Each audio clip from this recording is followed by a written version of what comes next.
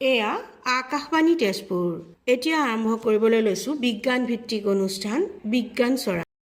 শ্ৰোতাসকল, আজিৰ বিজ্ঞান চৰা অনুষ্ঠানত আমি কথা পাতিম ভৱিষ্যতে কৃত্ৰিম বুদ্ধিমত্তাৰ আমাৰ জীৱনত প্ৰভাৱ, এই শীৰ্ষক।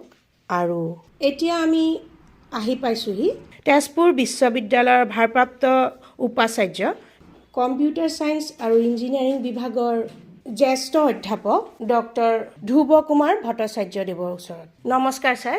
নমস্কাৰ। প্ৰথমে আপোনাক আকাশবাণী তেজপুৰৰ তৰফৰ পৰা তেজপুৰ বিশ্ববিদ্যালয়ৰ ভাৰপ্ৰাপ্ত উপাচাৰ্য হিচাপে কাৰ্যভাৰ গ্ৰহণ কৰাৰ বাবে আপোনালৈ অভিনন্দন আৰু শুভেচ্ছা জ্ঞাপন কৰোঁ। ধন্যবাদ।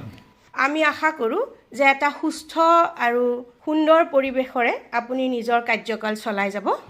আজিৰ বিজ্ঞান চৰা অনুষ্ঠানক আপোনাৰ লগত কথা পাতিবলৈ পাই আমি নথৈ আনন্দিত। আজিৰ আমি প্ৰসংগলৈ আহোঁ। আজিৰ আমাৰ বিজ্ঞান চৰাৰ প্ৰসংগটো হৈছে যে কৃত্ৰিম বুদ্ধিমত্তা বা AI ই আমাৰ ভৱিষ্যত জীৱনত কিদৰে ভূমিকা পালন কৰিব বা আমাৰ দৈনন্দিন জীৱনত ইয়াৰ ভূমিকা কি হ'ব, এই শীৰ্ষক আপোনাৰ পৰা কিছু কথা জানিব খুজিম। প্ৰথমে আপোনাৰ পৰা জানিব খুজিম যে AI বা কৃত্ৰিম বুদ্ধিমত্তানো কি, অকণমান বুজাই কওক ছাৰ। কৃত্ৰিম বুদ্ধিমত্তা সেয়া আজিৰ কথা নহয়। হয়। প্ৰায় 40 বছৰৰো অধিক সময় আগৰ পৰা কম্পিউটাৰ বিজ্ঞানৰ তৰফৰ পৰা আৰু গাণিতিক দিশৰ পৰা সকলোৱে এটা চেষ্টা চলাই গৈছিলে যে কেনেকৈ আমি এটা যন্ত্ৰক আমি বুদ্ধিমান কৰি তুলিম, শিক্ষণ পদ্ধতিৰে আমি কেনেকৈ এটা যন্ত্ৰ এটাক আমি সি যাতে মানুহৰ মগজুৰ দৰে সি কাম কৰিব পাৰে। আৰু তাকে কৰিবলৈ আমি ভিন ভিন উপায়েৰে ভিন ভিন মডেল ইয়াত উদ্ভাৱন হ'ল।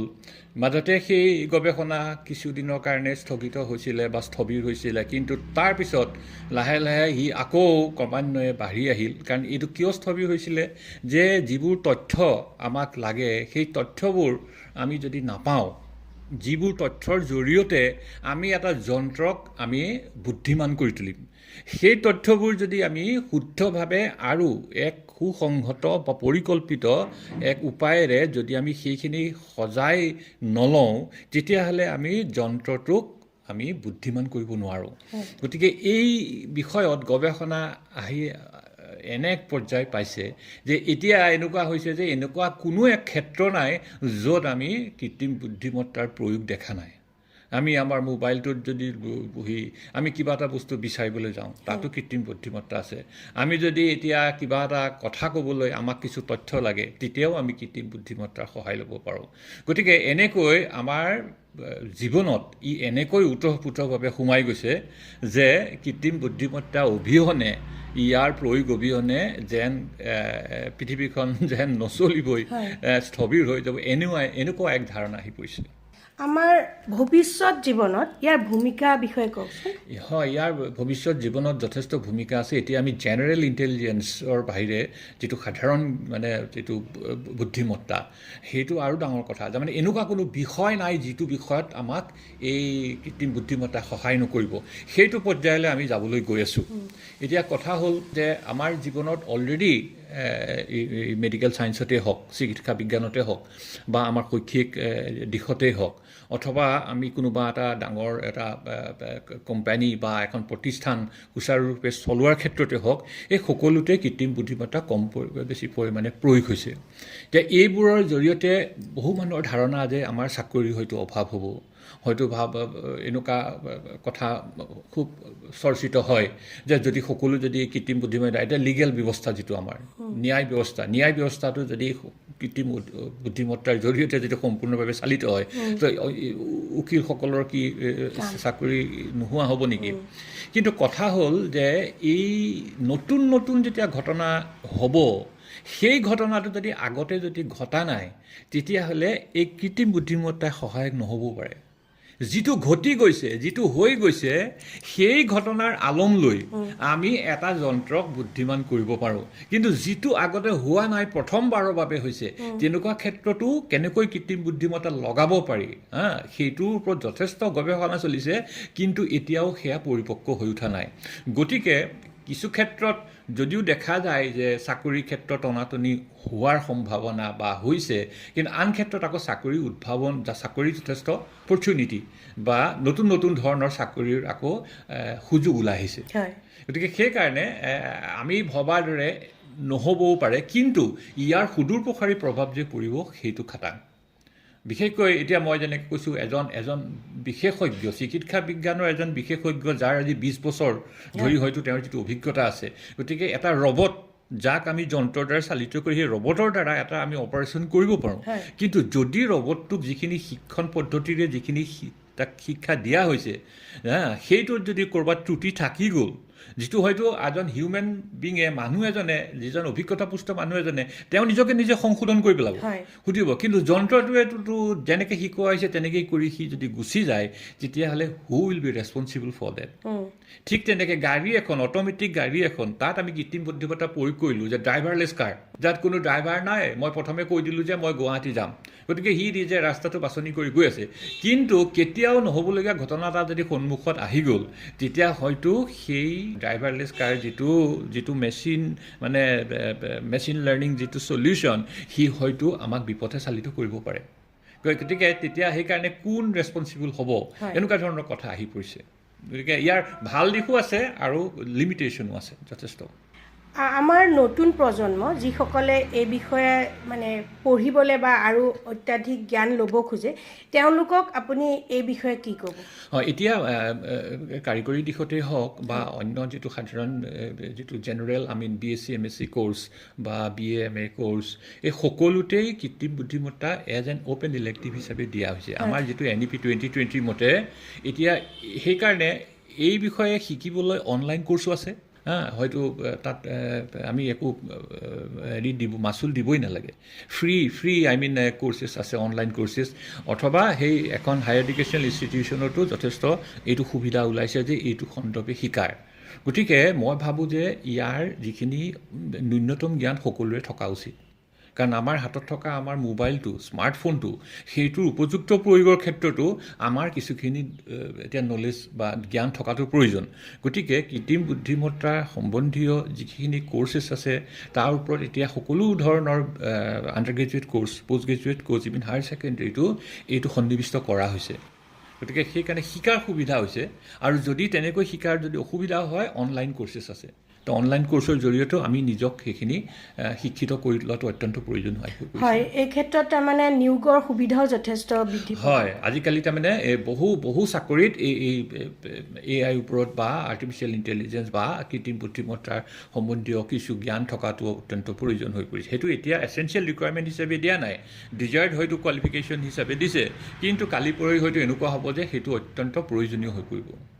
গতিকে ইভিন মিউজিক ইণ্ডাষ্ট্ৰিতে হওক বা মই লিগেলৰ ক্ষেত্ৰতে কওক বা চিকিৎসা ক্ষেত্ৰতে ক'লোঁ, ভিন ভিন ক্ষেত্ৰত ইয়াৰ প্ৰয়োজন আহি পৰিছে। গতিকে কোন জেগাত কেনেকৈ চাকৰিটো হ'ব সেইটো যিহেতু আমি অনিশ্চিত, গতিকে সকলোৱে কিছুখিনি অন্তত এই সন্দৰ্ভত জ্ঞান অৰ্জন কৰি থ'লে মই ভাবোঁ সুবিধা হ'ব।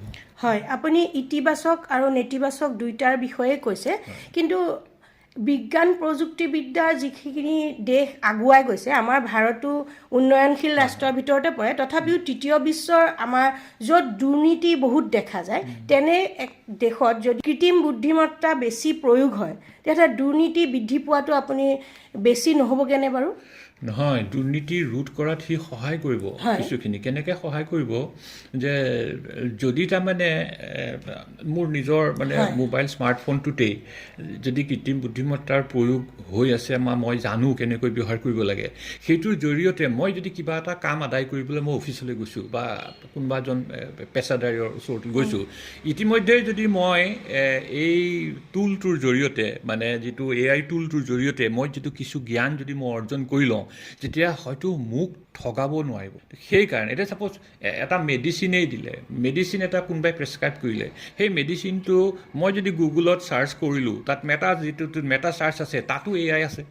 গতিকে মোক বহুতখিনি শিক্ষা দিলে যে এইটো বস্তু এই কাৰণে ভাল, এইটো কাৰণে বেয়া, কিছু হ'লেও মোৰ নলেজ হ'ল, কিছু হ'লেও মোৰ জ্ঞান হ'ল। তো মই অন্ততঃ সুধিব পাৰিম যে আপুনি যে এইটো দিছে, এইটো পাৰ্পাছত দিছে নেকি।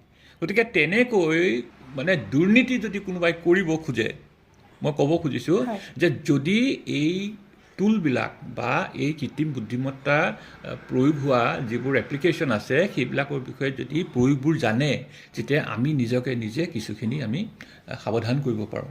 এতিয়া যেনেকৈ এই যিটো ডিজিটেল এৰেষ্টৰ কথা ওলাইছে যে আমাক হঠাৎ ফোন কৰিলে যে আপোনাৰ তাত অমুক এইটো পোৱাই গৈছে, গতিকে আপোনাক সেইটো কৰা হৈছে, মই লগে লগে যদি মই এনেকুৱা ধৰণৰ ফোন কল আহিলে কি কৰিম, মই যদি চাৰ্চ কৰোঁ মোক তৎক্ষণাত সেই মেটা চাৰ্চ ইঞ্জিনটোৱে যথেষ্টখিনি নলেজ দিব, গতিকে সেইটোৰ পৰা মই সাৱধান হ'লোঁ। গতিকে যিকোনো প্ৰশ্ন মই সুধিব পাৰোঁ। জেনেৰেল ইণ্টেলিজেঞ্চ টুল যেনে চেট জিপিটি হওক, জেমিনি হওক, এইবোৰ যিবোৰ টুল আছে এইবোৰ জেনেৰেল ইণ্টেলিজেঞ্চ, যিটো সাধাৰণ যিটো আমি জ্ঞান, এনি টপিক মোৰ তাত কোনোবা এজন এটা কিবা এটা গছৰ পুলি এটা পঠিয়াইছে, এইটোনো কিহৰ পুলি, মই ফটোটো মাৰি তাত দি দিলোঁ। দিয়াৰ লগে লগে সেই ফটোটোৰ পৰা গোটেই বুটানিকেল নামৰ পৰা আৰম্ভ কৰি সেই গছজোপাৰ বিষয়ে মোক দিলে। গতিকে মোক শুদ্ধ গছজোপা দিছে নে ভুল গছজোপা দিছে মইটোতো এই টুল দি পেলাই চাৰ্চ কৰিব পাৰোঁ।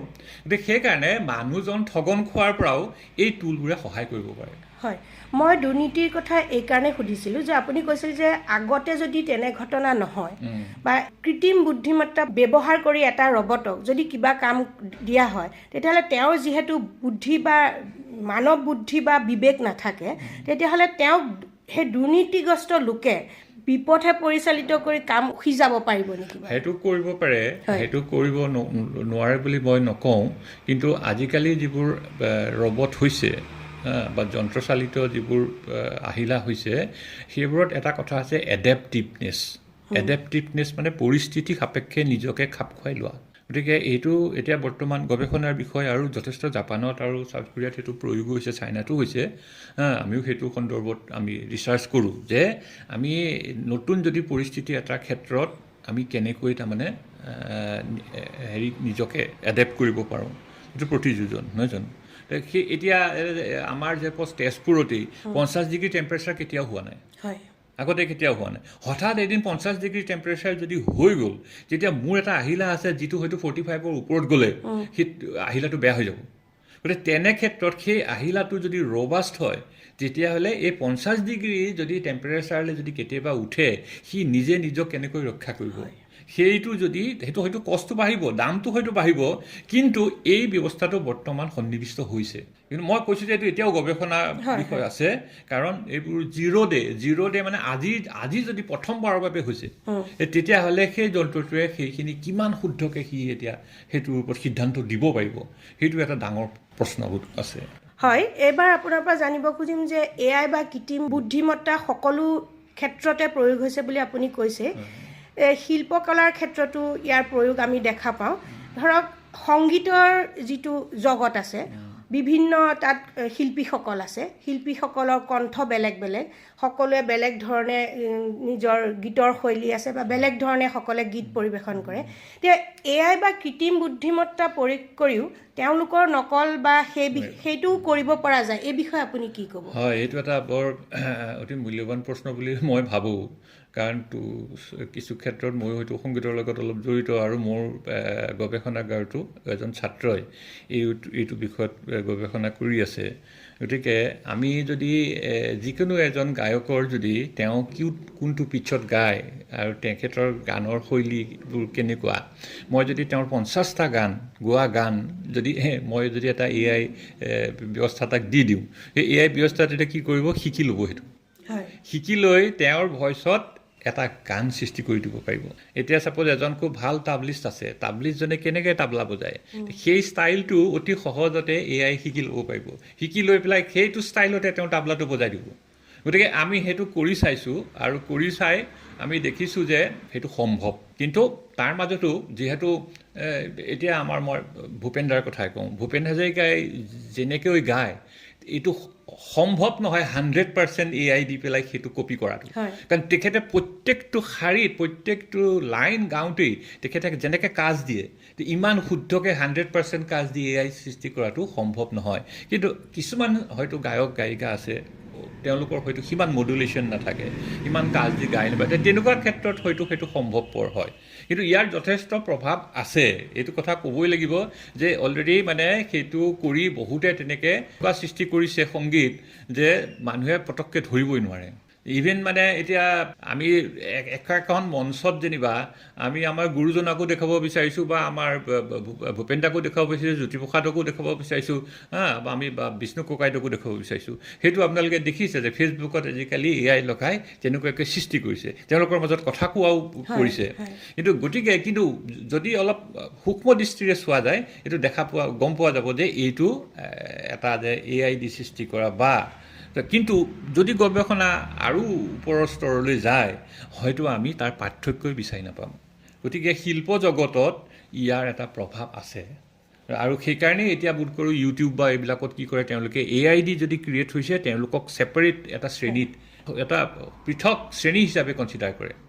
যিজন মানুহে কষ্ট কৰি গাইছে আৰু AI দি সৃষ্টি কৰিছে দুটা বেলেগ বস্তু। আজি আপোনাৰ পৰা AI সম্পৰ্কে আমি বহু কথা গম পালোঁ। শেষত আমাৰ ভৱিষ্যতত AI বা কৃত্ৰিম বুদ্ধিমত্তাৰ ভূমিকা এই বিষয়ে আপোনাৰ ধাৰণা?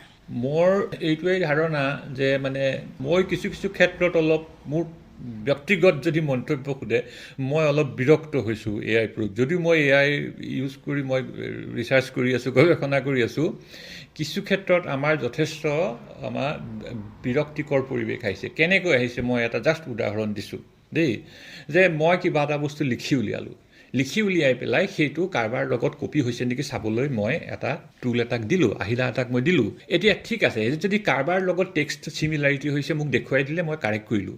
কিন্তু সমস্যাটো হৈছে কি, যদি AI ব্যস্ত হৈছে সি শিকি ল'লে নহয়, সেইটো দি দিয়ালৈকে সি সেইখিনি শিকি ল'লে, পিছৰবাৰ মই দিওঁতে সেইটোখিনি আছে বুলি কৈ দিয়ে। তো এইটো হৈছে এতিয়া ডাঙৰ সমস্যা। গতিকে যধে মধে AI প্ৰয়োগ কৰিলে তাৰ বিপদ হ'ব পাৰে।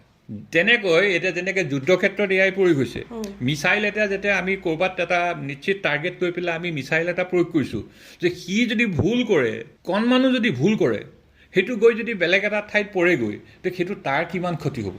গতিকে সেইকাৰণে যে ইয়াৰ প্ৰয়োগ যেনেকৈ কৰিছে নিশ্চিত মানে শুদ্ধভাৱে ইয়াৰ প্ৰয়োগ কৰিবলৈ হ'লে ইয়াৰ সম্যক জ্ঞান থকাটো উচিত, অযথা ই গৈ বিপদ সৃষ্টি কৰিব। গতিকে সেইকাৰণে আমি যধে মধে ইয়াৰ প্ৰয়োগ কৰাটো অনুচিত আৰু কৰিলেও শুদ্ধভাৱে আৰু উপযুক্তভাৱে ইয়াৰ প্ৰয়োগ কৰাটো উচিত। আদাৰৱাইজ ই গৈ পেলাই এটা সমস্যা সৃষ্টি কৰিব। ধন্যবাদ ডক্টৰ ভট্টাচাৰ্য, আপুনি আপোনাৰ সময় দি আমাৰ এই বিজ্ঞান চৰা অনুষ্ঠানত কিছু কথা আমাৰ লগত পাতিলে, তাৰ বাবে আপোনালৈ অশেষ ধন্যবাদ থাকিল। নমস্কাৰ। ধন্যবাদ। বিজ্ঞান চৰা অনুষ্ঠানটি শুনিলে। আজি বিজ্ঞান চৰা অনুষ্ঠানত তেজপুৰ বিশ্ববিদ্যালয়ৰ ভাৰপ্ৰাপ্ত উপাচাৰ্য ডক্টৰ ধ্ৰুৱ কুমাৰ ভট্টাচাৰ্যৰ সৈতে হোৱা কথোপকথনটি শুনিলে। অনুষ্ঠানত তেওঁ কৃত্ৰিম বুদ্ধিমত্তা ভৱিষ্যতে ইয়াৰ ভূমিকা এই শীৰ্ষক কিছু কথা আমাৰ লগত পাতিলে। অনুষ্ঠানটি বাণীবন্ধন আৰু সম্পাদনা জিনিয়া শৰ্মাই, অনুষ্ঠানটি প্ৰযোজনা গৌতম নাথৰ।